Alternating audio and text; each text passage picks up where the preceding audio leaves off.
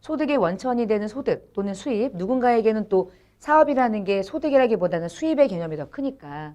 근데 그것을 지급하는 자가, 돈을 주는 자가 돈을 받는 자에게 다 주지 않고 일정 금액의 세금을 100만 원 줄 때 저 같은 경우는 3%니까 3만 원의 지방소득세 포함해서 요 정도의 소득을 나머지를 차감해서 지급하고 그 3만 원은 소득을 지급하는 자가 원천징수 의무를 가지고 미리 내 소득과 내 세금을 신고 납부하는 제도를 이제 원천징수라고 부르죠.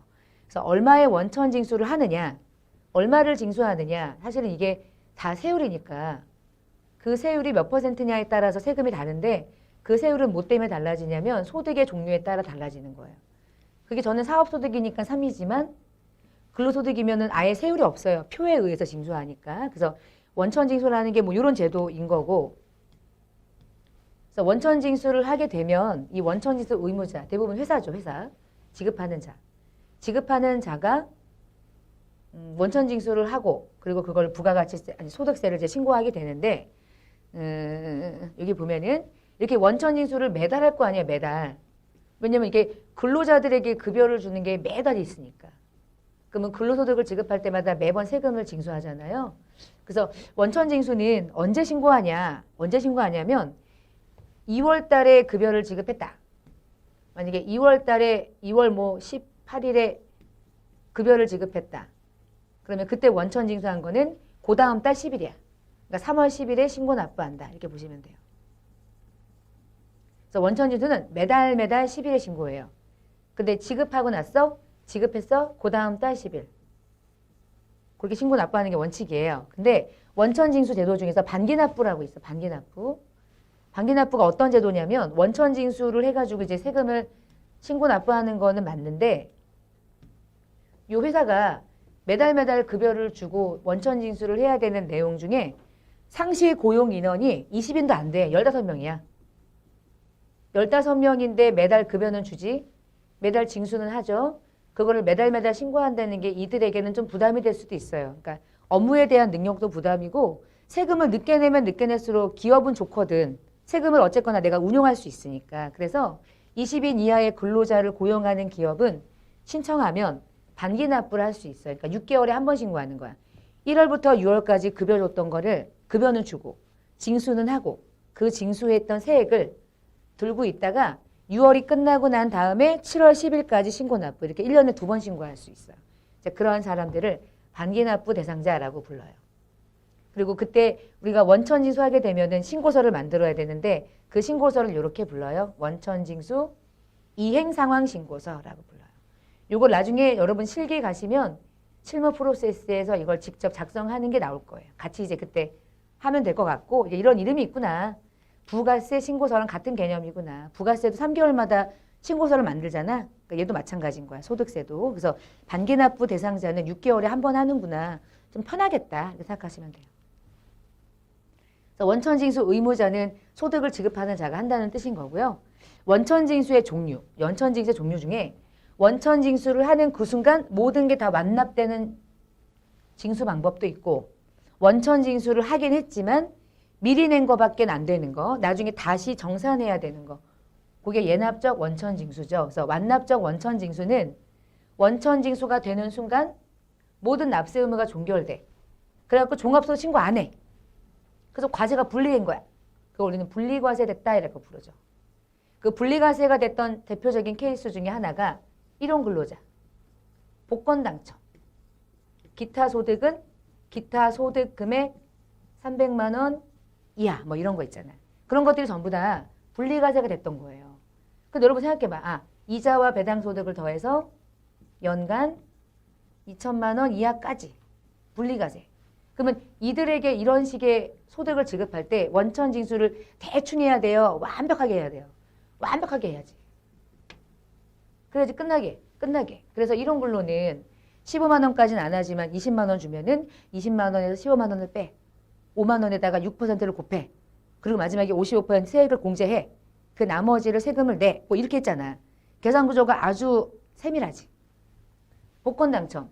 3억까지는 20%, 3억 초과분은 30%. 확 때리죠. 그리고 끝내지. 타소득하고 합산하지 않게. 그래서 그 정도의 세금 냈으면 했다. 네 할 일 다 했다. 다른 소득은 다른 소득만 신고해라. 넌 끝. 이렇게 했던 거야. 기타 소득, 우리 기타 소득 몇 퍼센트 필요 경비가 공제가 되는지를 계산해서 20%만큼 기타 소득 세율 곱해가지고 세금 냈잖아요. 근데 기타 소득 금액이 300 이하면 그래, 넌 그걸로 끝내자. 타소득하고 더하지 말자라고 했던 분리과세 선택사항이 있었던 거고. 우리 은행으로부터 이자 받을 때 세금 빠지고 들어오잖아요. 꽤 높은 세율이죠. 14%. 네 할 일 다 했다. 2,000밖에 안 되니까 세금 낸 것으로 끝내줄게 라고 하는 게 분리였던 거예요. 분리는 완벽하게 세금을 원천징수해야 돼. 그래서.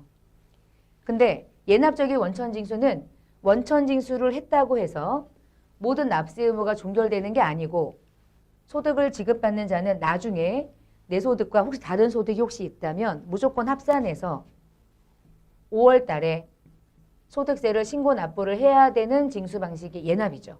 그래서 미리 낸 세금은 분명히 있긴 한데 그건 미리 낸 것뿐이니까 나중에 기납부세액에서 까고 나머지만 내죠. 이런 소득의 가장 대표가 누구예요? 여러분이 하셨던 근로소득자 연말정산이 딱 여기지. 여러분 급여 받을 때 원천징수가 되고 들어오는 세금이 정확한 세율이 없죠. 그러니까 근로소득 간이세액표에 의해서 얼마의 소득에 부양가족이 몇 명이냐에 따라 그냥 체크해, 요 정도 거둘까? 뭐 이렇게 하는 거거든. 그러니까 대략의 세금을 까도 그렇게 크게 문제가 없는 거야. 어차피 나중에 다시 하거든. 정산이라는 걸 하잖아. 그래서 예납과 완납은 아주 큰 차이가 있던 거죠. 그래서 원천징수가 됐던 그 세율이 소득마다 다른데 앞에서 공부 다 했던 거예요. 근데 이자하고 배당은 같이 연결해서 보면 일반 세율은 14%예요. 근데 실명을 거론하지 않은 상태로 이자나 배당금을 지급하게 되면 사인이나 기업 간의 거래는 42% 최고 세율이 붙지만 금융 실명에 해당하는 실명 전환하지 않은 상태에서 금융 거래를 하게 되면 최고 90%까지 원천징수가 되고 나머지가 들어오는데 90%가 소득세니까 9%가 또 붙겠지. 지방소득세가. 사실은 실제로 수령하는 금액은 1% 들어오는 거예요. 그러니까 실명으로 거래하라는 뜻인 거야. 비실명 거래는 99%까지 때려. 근데 9%는 외우지 마시고 금융거래법상에는 90%. 근데 일반 세율은 최고 세율 42%. 소득세 최고 세율이 42%죠. 그 다음에 제가 웰컴 투 동막골 얘기하면서 비영업대금에 대한 이익을 얘기했었잖아요. 그래서 비영업대금에 대한 이익은 25% 정도가 부과돼. 그래서 이렇게 영업이냐 영업이 아니냐. 은행이 주는 건 영업이지. 그러니까 14%. 은행이 안 주고 제조업이 나한테 이자를 주고받아. 그러면 그때는 비영업대금의 이익으로 구분돼서 25% 원천징수. 그리고 장기채권 이자 소득이 30%인데 이건 안 해도 돼요. 이건 현재 없어졌어. 분리과세를 선택했을 때 적용받는 건데 이미 2년 전쯤에 제도가 폐지됐기 때문에 옛날 거. 네, 배당소득은 기본세율 14%, 비실명은 최고세율. 그런데 우리 배당금 얘기할 때 출자만 했어. 난 사업은 안 해. 그런데 내가 출자한 곳에서 사업소득이 산출되면 그 돈의 일정 금액을 받아. 그때는 사업소득이 될 수 있게끔 배당소득으로 원천징수가 되긴 하지만 그때 세율이 14%가 아니라 25%가 붙는다고 했었죠. 그래서 그거는 이제 아주 이례적인 거죠. 그래서 무조건 종합과세 했어. 만약에 출자도 하고 공동사업을 하게 되면 사업소득인 거예요. 근데 출자만 한 거야. 그리고 이제 얘는 그냥 사업은 참여하지 않아. 그러면 대가를 받는 게 다 배당인 거란 말이야. 그냥 출자만 한 거니까. 근데 세율이 일반 세율이 아니라 이제 25%가 붙었던 거죠. 그 다음에 사업소득은 저 같은 경우가 3%, 부가세가 면세되는 인적용역. 제가 인적용역 하는 거죠, 지금. 3%. 그 다음에 봉사, 팁이나 다양한 봉사로 수익 금액은 기본적으로 세율을 좀 구분해서 5%만큼이 이제 징수가 돼요. 매출액의 20%를 초과할 때, 그리고 직접 지급할 때, 종업원에게 직접 지급할 때. 근데 뭐 3과 5 정도만 외우시면 돼요. 이 정도까지는 굳이 안 외우셔도. 이렇게 개인적인 인적 용역을 제외하고는 사업소득은 이례적으로 분리과세도 없을 뿐더러 원천징수가 될 수가 없죠.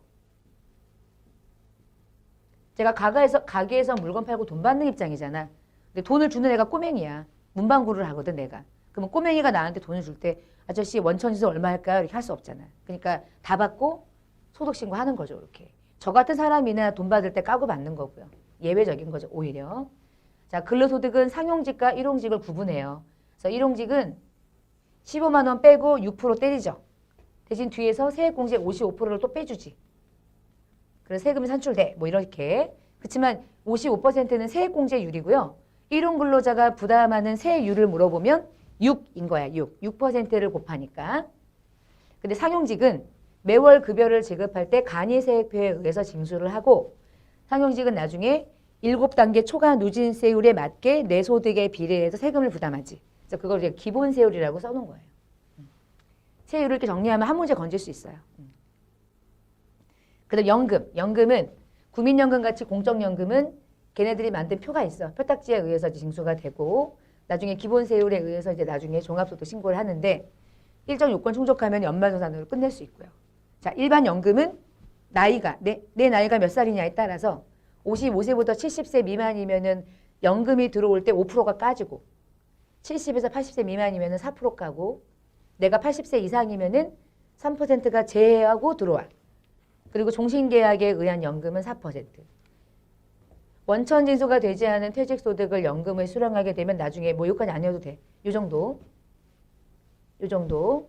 근데 연금소득이 이런 식으로 연금을 수령하는 사람들이 1년 동안 1,200만 원까지 받았다.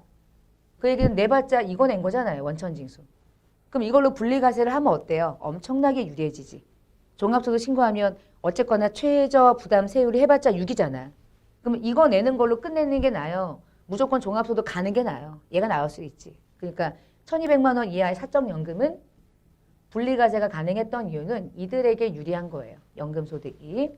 자, 기타소득은 기타소득에 해당하는 연금을 연금으로 안 받고 연금 외로 받게 되면 15%를 기타소득으로 징수해요. 그래서 그거는 얘하고 연결하는 문제인 거고요. 복권 같은 경우는 사행성이니까 3억까지는 20%, 3억을 초과하는 모든 금액은 30%. 얘만 예외고, 얘도 예외고, 나머지는 전부 다 20% 원천징수 세율을 가지고 있죠. 근데 여기 20% 원천징수 세율을 우리가 얘기할 때는 1,000만 원을 내가 만약에 기타 소득으로 받게 되었다. 그럼 이 1,000만 원의 20%는 아니에요. 여기서 얘가 공제받을 수 있는 필요 경비가 있잖아. 대부분. 없는 경우도 있지만 80% 받는 애도 있고 60% 받는 애도 있잖아요. 그래서 만약에 60% 받는 애다. 그럼 적어도 400만 원이라고 하는 금액이 이 기타 소득 금액이라는 금액을 구성하게 되지. 자, 기타 소득은 20%를 어디에 곱하냐면 소득에 곱하는 게 아니라 필요 경비를 공제한 이 소득 금액을 구하고 나서 마지막에 여기다가 20%를 곱하는 거예요.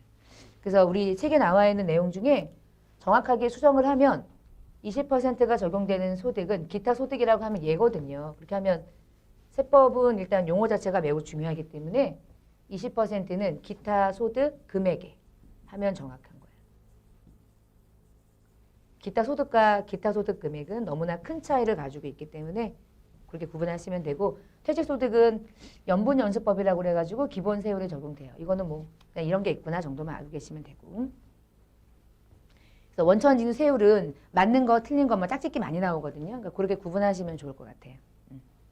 자, 원천징수 신고는 아까 말씀드렸던 것처럼 매월 10일에 한다. 다음 달 10일에. 지급일에 다음 달 10일에.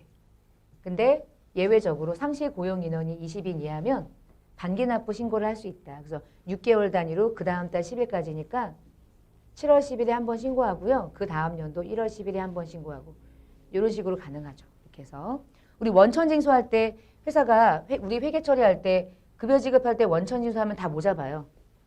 예수금 잡아놓죠. 그 예수금을 10일에 신고한다는 뜻이야. 이렇게 해서 그 다음 달 10일에.